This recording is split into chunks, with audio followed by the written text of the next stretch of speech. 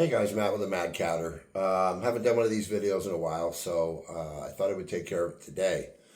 So there's been a bit going on around here the last couple months, and I haven't had time to do a video and kind of explain things, so that's what I'm going to do today. So people probably have noticed that I haven't loaded as many, full videos. I've been basically uploading a lot of shorts lately. And there's a reason for that. So,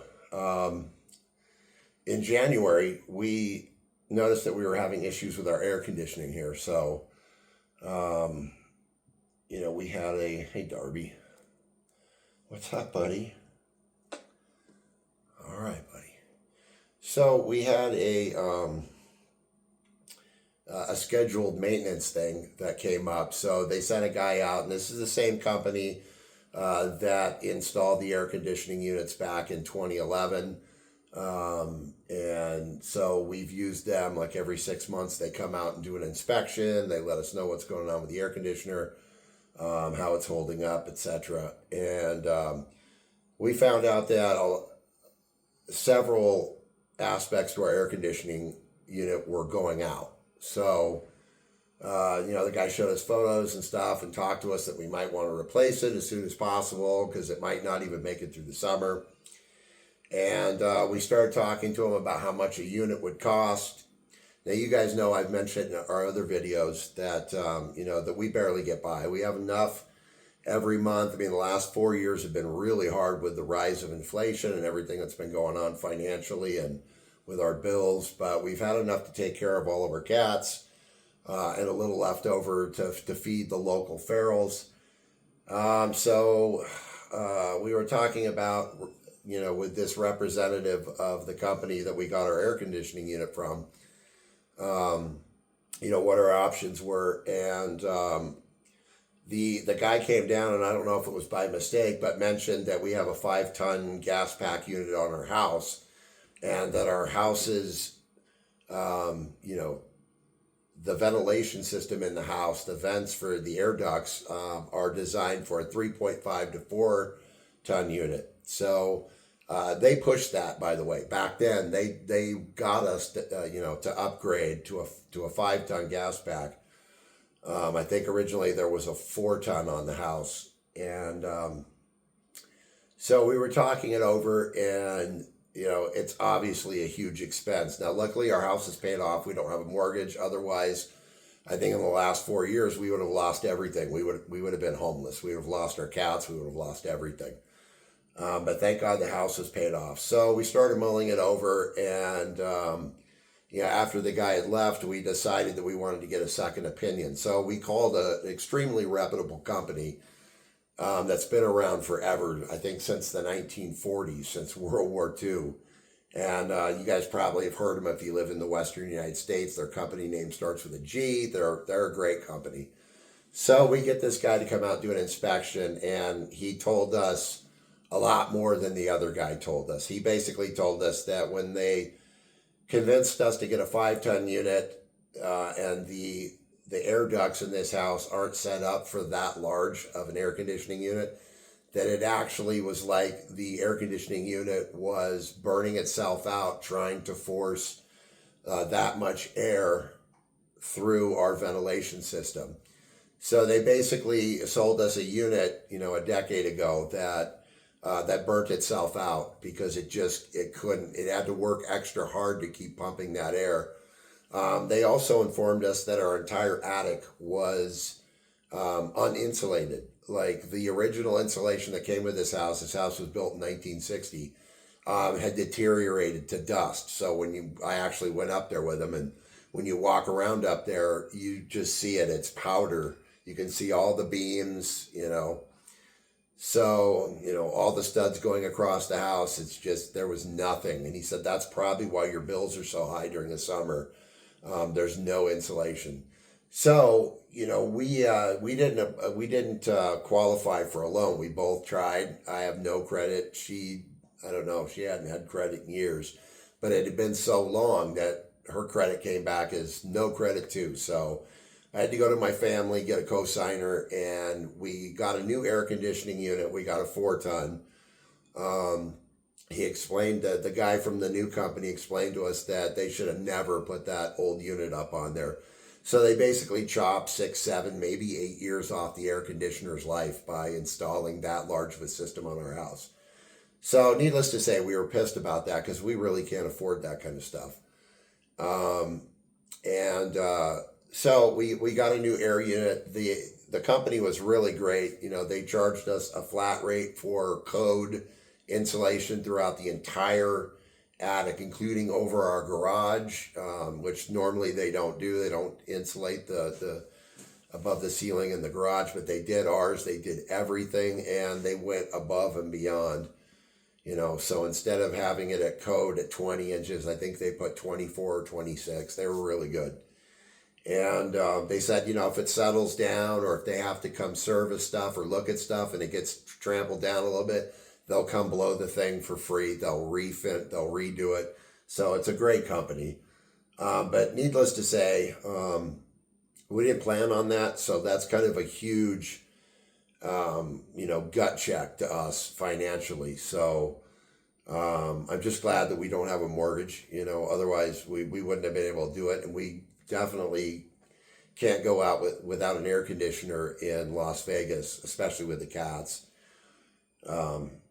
You know, so that was a huge expense that we'll probably be paying off for the next 10 years, that we just didn't plan on.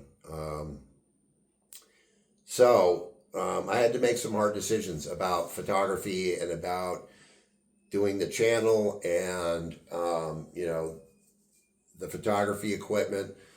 You know, before with our limited income, I would have a couple $100 every month that I could save up and, you know, acquire, you know, a lens, you know, once a year or, you know, some other stuff, a tripod if I needed it. I can't afford that stuff anymore. So I made a decision and I got rid of one of my cameras and I sold a couple lenses that I had that I don't really use for videoing feral cats. You know, it was more for inside stuff. And I upgraded my phone from an S21 Ultra, you know, Galaxy Ultra to an S24 Ultra. So the cameras are much better on this phone. I have been for the last probably week or two, shooting a lot of my shorts with this phone. This is going to replace the other camera that I had. This also replaces kind of my need to upgrade lenses. I did keep my other camera. You know, I had two cameras. I had a Sony A6400 and a Sony ZV-E10. So I kept the original ZV-E10, which is more designed for video, and I kept the Sony 70 millimeter to 350 millimeter lens that I shoot a lot of my feral, you know, videos with. I kept that. I still have it. I'm not going to get rid of that camera because that camera is really good. But I just won't be able to afford lenses. So, you know, I kind of had this hope that by next year I'd be able to save up for, you know, a 150 to 600 millimeter, which would really get me in a lot closer to feral cats. But, you know, that's not going to happen. But I do have a backup. So I've got the phone and I've got my other camera now. And this phone, there's a new company out that makes a special case that takes lenses for the higher end phones, the iPhone 15 Pro Max, the iPhone 16 Pro Max, the S24 Ultra, and the S25 Ultra. I think the S25 Ultra, I'm not sure. I'll have to look that up. But they make a super high quality zoom lens. So I am going to get that in the next month or so. This lens actually doesn't get released until the 21st, so in a few days. But it's going to basically double the 5 times zoom on this phone. So I'll be able to zoom in 4K, even 8K, instead of being limited to 5 times zoom, which I think is the equivalent of, I think it's 120 millimeters. I'll be able to go 240, which is more than good enough for casually walking around and shooting video for the channel. So that kind of took a burden off me. It's also much easier for me with my lung issues to walk around with a cell phone in a little rig and be able to shoot video versus, me having to haul around a tripod, a big zoom lens, and a camera, and not to mention the issue of the neighborhood. Our neighborhood in the last 25 years has gotten, we'll just say it's gone downhill. It's pretty bad. We have shootings in our neighborhood now. We've had people murdered, across the street, down a couple houses, and about a block out our kitchen window, a young lady was gunned down on the street. So me walking around with big expensive camera stuff probably isn't the greatest idea. I'll still do it from time to time. I know enough people around the neighborhood. I'm not worried about it. I'm a pretty big guy, but somebody with a gun, it's a little different. So I think it's going to be much easier with the phone. So I'm going to be doing that a lot. And I hope the quality is comparable. Maybe I'll put together a video this week or so, maybe, and show you the difference between, shooting out of the 24 megapixel Sony in 4K. On the Sony, it's actually downgraded from 6K, so it's a higher quality 4K. But this phone also does have the capability of shooting in 8K, so it's just a larger file format. So I will be doing that. And this kind of takes a burden off of me, because I was kind of stressed out after we made the decision to do the air conditioning that I won't be able to get any lenses. And, I was watching YouTube videos, and somebody had an iPhone 16 with this company's lens and this special case that it's in. And I was like, I could do that, and I won't ever have to worry about saving up for lenses. So that's kind of the decision that I made. So we'll see how that goes in the next month. I'm going to be shooting on both, and we'll do that kind of comparison video so you guys can see. If the quality's good enough and it looks great and there's really not that much of a difference, then I'll probably be using the phone more often than not, just because it's less obvious, it's more inconspicuous, and if I can get close to the same quality of video from using the phone, then I'm going to do that more often. So other than that, not much news to report. Duke is he's still in his 90-day observation period. Once he clears that 90-day window, he'll be retested for FIP. If he still doesn't show to have any signs of FIP, he will go to Silver Whiskers Rescue, which is where Bubs is. For anybody that doesn't know who Bubs is, hasn't watched the channel before, he was an old senior feral cat living on the streets, and we got it. He had a bunch of bad teeth, so we got him some help. We've a rescue that we know personally stepped forward and said, it's kind of a rescue sanctuary. They stepped forward and said they would take him, so he's living out his years in a much better situation. So Duke will go out there with him and just be around the best people. So. The other cats, we have had some new cats come by. We have Mac coming by now. If you guys watch some of the shorts, you'll see Mac. He's actually from the original colony, several blocks away, about half a mile away from my house, where I used to film at over the last couple years. The new caretaker, who's a friend of ours, all the cats have migrated to her property. But Mac somehow finds his way across a couple streets and neighborhoods to get to our backyard to eat. It's not like she doesn't feed. She feeds too. I'm sure he stops off at about 6 places, because there's quite a few people in our neighborhood I've found in the last year or so that actually put food out for the ferals. So we've had Matt come around. We've had another black long-haired male cat who's also unfixed, that we're going to have to start trapping again soon. I'll check into that this week and see when the earliest is that I can get, a few of these cats in. I named him Shaggy. He's kind of a black, kind of medium hair with, long fur on his tail. He sneaks in and gets food. He's been here a lot. I haven't seen Old Man in probably 2 weeks, so I don't know. That always makes me nervous when I don't see Old Man. And I've actually walked several times around the neighborhood early in the morning, which is when I usually see him, or in the evening.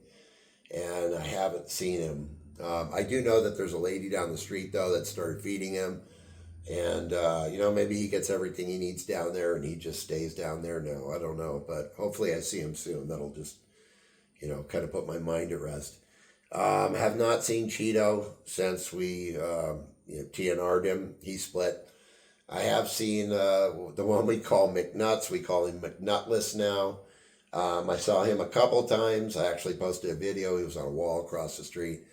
The sad thing with him though is we had McNuts, little tiny ginger cat McNuts, for 4 days while we neutered him. We had him go get neutered at the clinic, and we had him for a day or so, and then he was picked up, and then he recovered for a couple of days there. Then they brought him back here, and we released him. And during the period that we released him, the people that claim to own him, who obviously aren't responsible, they allow him to roam the neighborhood, and not just roam the neighborhood, putting him in danger, but they allow him to roam the neighborhood intact, which is really, just really stupid.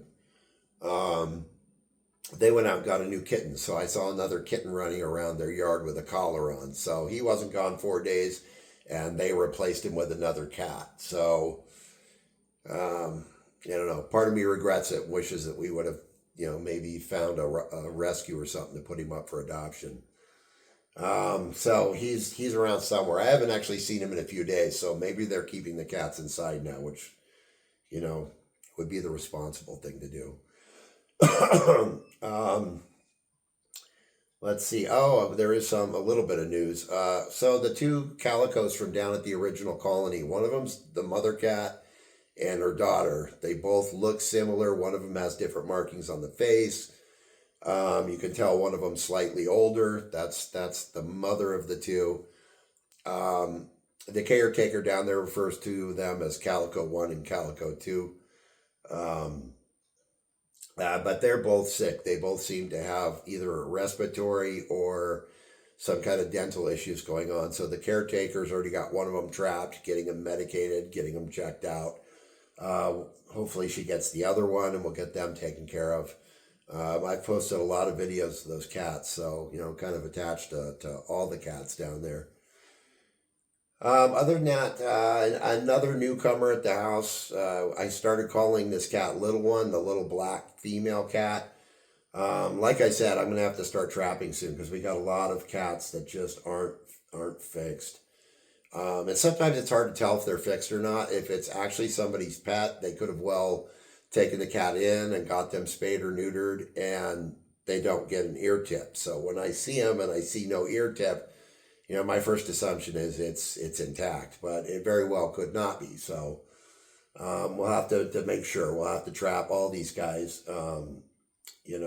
Shaggy, the black medium hair, Little One, the black little female. What other males? Mac has to be trapped and fixed. I know that the caretaker is going to be trying to get him this week. And was there another cat that came around that wasn't fixed? No, I can't remember. But so that's about it. That's about all the updates and news. I just wanted to let everybody know what was going on. For a period there, I just, I wasn't going out and filming with my Sony rig, the tripod, the camera, the zoom lens.